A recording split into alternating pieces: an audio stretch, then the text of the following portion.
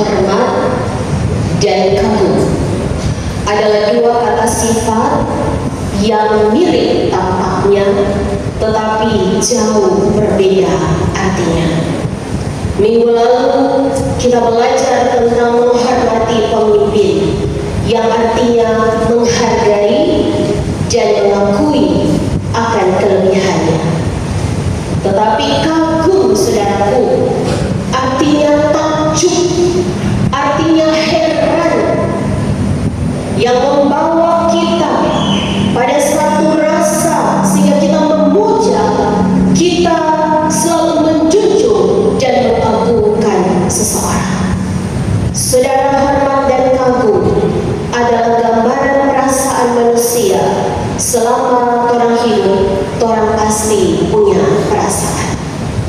Saudaraku, buku ini adalah buku MTPJ, menjabarkan trilogi pembangunan jemaat yang berisi bacaan yang akan direnungkan oleh warga Gemim selama bulan Agustus. Setiap bulan dikeluarkan oleh bidang acara. Tahukah kita, saudara, bahwa bacaan-bacaan ini telah dipilih, telah ditentukan, telah digumuli bersama dengan tema 1 tahun yang lalu, tahun 2024, dan saat ini lewat MTPJ, lewat bacaan, lewat tema janganlah membelokkan hukum, tetapi hormatilah dan hargai hak-hak manusia, membawa kita, menghantar kita pada satu perasaan bahwa hanya ada satu pribadi yang harus kita kagumi, hanya ada satu pribadi yang harus kita junjung, yang harus kita hormati dan agungkan, yakni Tuhan.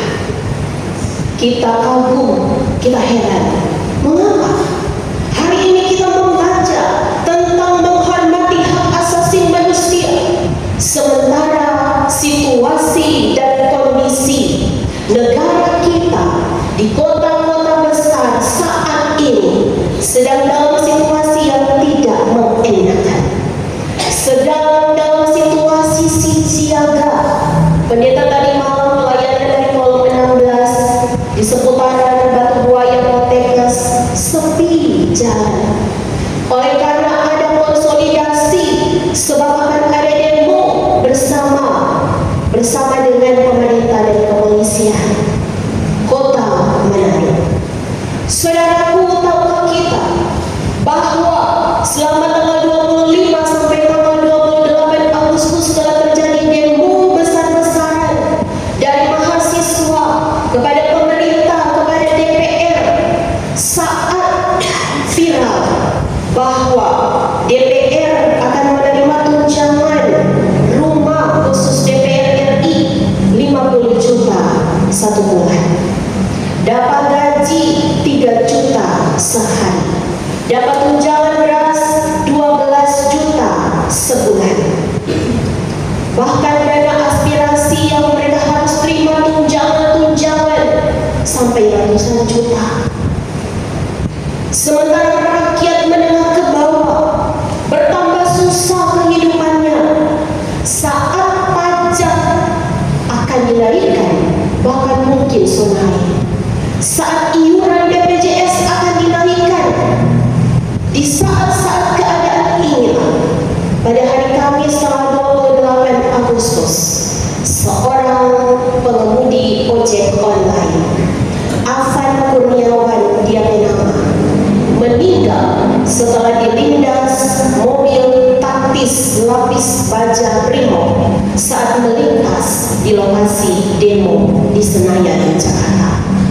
Saudara, peristiwa ini terjadi saat masa mengerumuni mobil tersebut dan kendaraan taktis baja ini tetap melaju.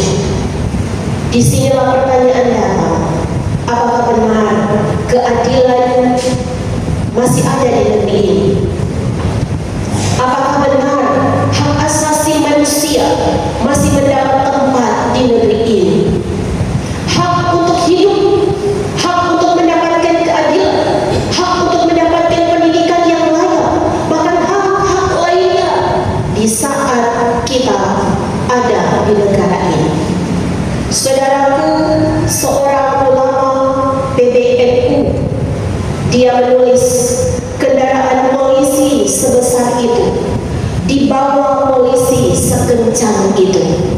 jalanan seramai itu melindas orang sebrutal itu.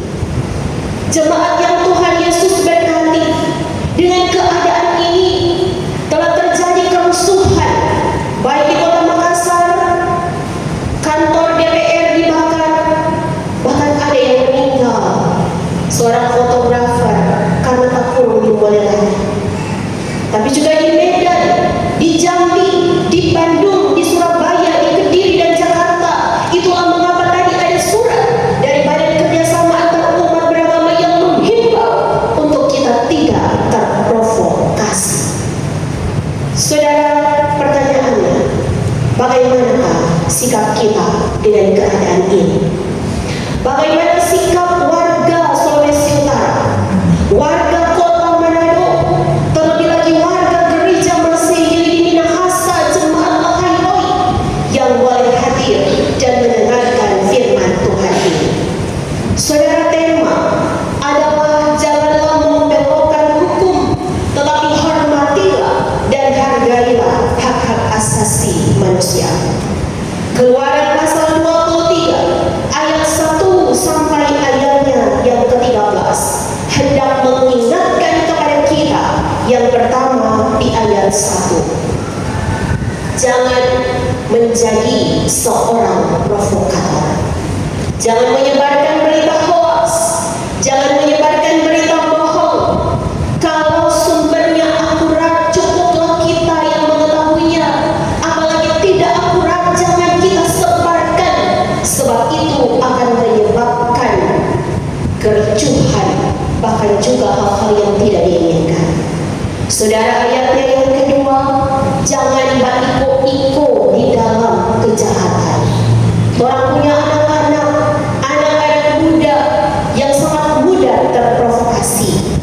Saudara, hari ini baik juga melalui pelayanan Komisi Pemuda Remaja, tapi juga di dalam keluarga. Mari, kalau anak-anak kita masih di luar rumah di atas jam 11-10 malam, suruh pulang. Sebab kalau mereka masih ada di jalan, itulah menjadi wadah untuk mereka mudah terprovokasi. Bakalai, baku tikal, masuk sel. Saudaraku, firman ayat 3 juga berkata, jangan memihak dalam perkara biar dia miskin kalau dia salah nih boleh bela. Apalagi dia kaya kalau dia salah nih boleh bela. Namanya membela tidak melihat status, tetapi gereja harus berdiri pada pihak yang benar. Saudaraku, ayat 4 dan 5 juga mengingatkan kewajiban untuk menolong musuh. Banyak orang yang jadikan sakit hati, banyak orang yang menfitnah, bahkan memaki, bahkan membuat kehidupan kita sulit. Tapi ayat 4 dan 5 berkata, kalau dia susah, tolong dia. Kalau dia keledai itu rebah, tergeletak karena berat, bantu kasih turun dia beban. Bukan orang sana dia susah, orang ketawa akan. Tapi firman berkata, hari ini tolonglah dia. Sebab itu yang Tuhan mau. Bukan dia kelakuan yang orang tolong, tapi dia pribadi, dia orang yang tolong baik. Itulah dikatakan, jangan balas kejahatan dengan kejahatan, balas dengan kebaikan. Sebab dengan demikian engkau meletakkan bara api di atas kepalanya, dia akan tabakkan dengan orang baik. Saudara, ayat 6, jangan membelokkan keadilan. Jadi jangan putar balik. Sampai dengan itu lagu yang viral, kamulah balik. Kalau benar katakan ya, kalau salah katakan ya. Lalu di ayat 7 dan ayat 8, jangan menerima suap. Suap mungkin hanya dalam bentuk uang yang orang paham, tapi juga dalam bentuk benda ataupun dalam bentuk perhatian yang berlebihan. Lalu saudaraku, ayat yang ke-9, jangan menindas orang asing. Banyak pendatang datang di Kota Manado, tapi juga banyak orang dari segala penjuru datang mungkin di los. Ada anak-anak kos yang orang tahu dari mana dia. Saudara, hari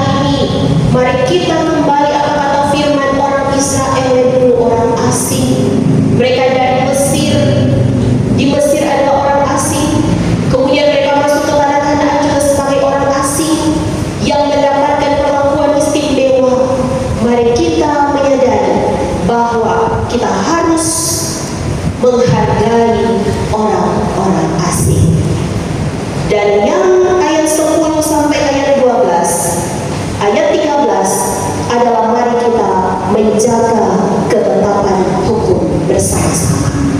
Saudara, firman Tuhan ini mungkin membawa kita pada sebuah pertanyaan. Torang hidup ko baik-baik, torang hidup ko bagus-bagus sayang, torang kota ko bagus-bagus. Namun kita lupa bahwa sesungguhnya tanpa kita sadar, kita juga berkontribusi, kita juga turut serta saat peristiwa-peristiwa yang tidak diinginkan mengancam kota dan negara kita. Dengan cara apa? Saat kita lupa untuk membedakan arti kata hormat dan kagum.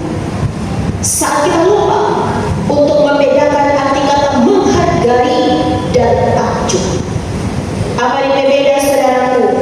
Yakni tak kala kita suka memberi hormat yang berlebihan kepada para pejabat pemerintah, bahkan juga kepada pemimpin gereja. Memang minggu yang lalu kita diajarkan untuk menghormati mereka, untuk menghargai mereka, tapi bukan untuk memuja, untuk mengagungkan, untuk kita menempatkan dia sama dengan Tuhan. Saudaraku, mengapa firman ini mengingatkan kita? Karena rumusnya sangat sederhana. Tak kala kita memuja seseorang, tak kala kita mengagungkan seseorang. Berapa tahun yang lalu setelah pemilihan presiden, mungkin perbedaan itu sampai sekarang dibawa-bawa karena beda pilihan, karena beda partai, sehingga responnya bergembira ria sebab yang dipilih menang, lalu yang kalah mulai kecil hati, mulai tersinggung. Dia dipuja, pejabat pemerintah itu dipuja, diagungkan layaknya Tuhan yang hari ini membuka mata kita bahwa 1 tahun yang lalu telah ditentukan bacaan ini dan hari ini terjadi di saat kita menjalani kehidupan. Saudara, sekali lagi, kalau kita memuja seseorang secara berlebihan, baik dia pejabat pemerintah tapi juga pemimpin gereja, maka kita akan jatuh pada kecenderungan untuk juga meremehkan dan merendahkan mereka yang tidak punya kedudukan. Sekali lagi, orang bilang orang baik-baik, sesungguhnya kalau orang piara sifat dan sikap ini, maka kita turut berkontribusi pada yang namanya keangkuhan dan kejatuhan. Saudaraku, sekali lagi, mari kita hanya memuja dan mengagungkan Tuhan. Dia yang heran, Dia yang ajaib, Dia yang dahsyat. Kita hanya boleh menghargai dan menghormati, sebab firman berkata, hormatilah sesamamu manusia, kasihilah mereka seperti dirimu sendiri, agar tak kala cuma Tuhan yang orang kagumi, orang takjub, orang agungkan, orang puja, maka orang juga akan cenderung untuk membenci perbuatan dosa. Saudaraku, Manado adalah kota yang damai. Manado ini adalah orang rumah yang nyaman, tanpa orang beribadah, tanpa orang latihan paduan suara, tanpa orang pemuda membaca dana sebentar, membaca jual keripik, tanpa orang mencari, orang pergi laut, orang pergi di pasar, orang pergi kobong, orang pergi sekolah, orang pergi di kantor, orang pergi pak ojek, apapun yang orang kerjakan, tanpa orang tertawa dan menangis sama-sama di keluarga. Mari lewat firman ini, orang jaga sama-sama kota Manado untuk orang semua